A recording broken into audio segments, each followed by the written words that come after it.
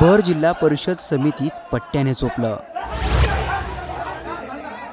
जिल्हा परिषद समितीत धक्काबुक्की केली।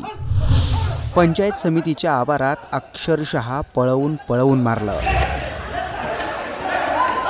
कमरेच्या पट्ट्याने लाथाबुक्क्यांनी ज्यांच्यावर हल्ला केला जातोय ते सिंधुदुर्ग जिल्हा परिषद समितीचे सुरक्षा रक्षक आहेत आणि जे लोक त्यांच्यावर हल्ला करतायत ते ठाकरे गटाचे कार्यकर्ते आहेत।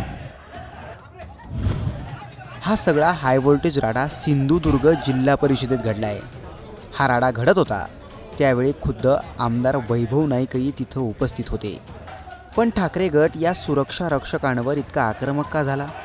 थेट सुरक्षा रक्षकांना त्यांनी मारहाण का केली? नेमका ठाकरे गटाचा आरोप काय? याचाच सविस्तर आढावा या व्हिडिओतून घेऊयात। आमच्याकडे जिल्हा परिषदमध्ये काही बाउन्सर येऊन सरपंचांना, ठेकेदारांना, अधिकाऱ्यांना येऊन कागदपत्रांची तपासणी करतो अशी माहिती मिळाली।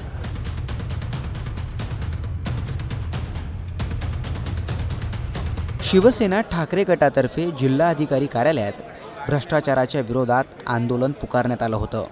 नेमकं त्याच वेळी हा राडा पाहायला मिळाला। हा राडा इतका वाढला की यानंतर आमदार वैभव नाईक यांच्या कार्यकर्त्यांनी थेट सुरक्षा रक्षकांवरच हल्ला चढवला। पण आंदोलन करायला आलेल्या ठाकरे गटाच्या कार्यकर्त्यांनी सुरक्षा रक्षकांना मारहाण का केली याबाबत खुद्द वैभव नाईक यांनी प्रतिक्रिया दिली आहे। भ्रष्टाचाराच्या संदर्भात आंदोलन होतं आणि या आंदोलन झाल्यानंतर आम्ही सुद्धा जिल्हाधिकाऱ्यांच्या वेगवेगळ्या स्वरूपात बैठकासाठी उपस्थित होतो। यावेळी आमच्याकडे जिल्हा परिषदमध्ये काही बाउन्सर येऊन सरपंचांना, ठेकेदारांना, अधिकाऱ्यांना येऊन कागदपत्रांची तपासणी करतो अशी माहिती मिळाली। आम्ही तसं शिवना सुद्धा सांगितलं, एक्झिक्युटिव्हला सांगितलं, परंतु त्यांनी त्याकडे लक्ष दिलं नाही आणि म्हणून आंदोलन संपल्यावर आम्ही 2:15 वाजता या ठिकाणी आलो तेव्हा 8 ते 9 बाउन्सर आणि त्यामध्ये 2 राजकीय पदाधिकारी गाडीत बसून या सगळ्या लोकांची कागदपत्रांची तपासणी करत होती। आम्ही त्यांना येऊन पोलिसांच्या ताब्यात दिलेलं आहे आणि आज मग नंतर लक्षात आलं की 8 कोटीचं एक टेंडर जे दोडामार्ग पंचायत समितीचं आहे ते टेंडर मॅनेज करण्यासाठी, सावंतवाडी दोडामार्ग पंचायत समितीचं ते मॅनेज करण्यासाठी हे अधिकारी या ठिकाणी हे बाउन्सर या ठिकाणी बसलेले आहेत आणि त्यामुळे खरं तर आज ज्या पद्धतीने सिंधुदुर्ग जिल्हा परिषदमध्ये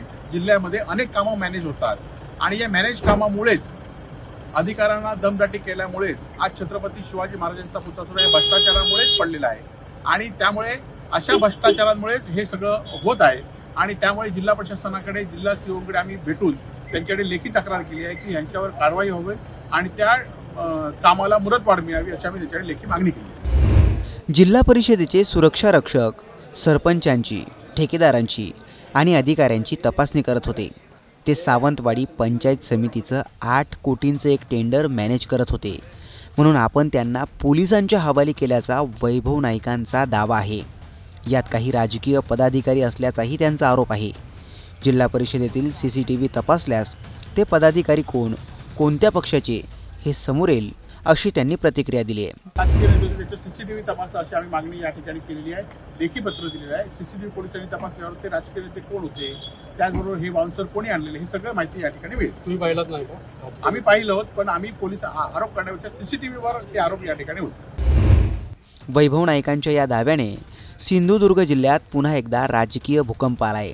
आताच काही दिवसांपूर्वी निकृष्ट कामांमुळे मालवणात शिवरायांचा पुतळा कोसळला। अशातच वैभव नाईकांच्या या आरोपांनी पुन्हा एकदा सिंधुदुर्गाकडे महाराष्ट्राचं लक्ष वेधलंय। पण यात त्यांनी कुठल्याही राजकीय नेत्यावर आरोप केले नाहीयेत। वैभव नाईकांच्या या आरोपांबद्दल तुम्हाला काय वाटतं? कमेंट करून नक्की कळवा।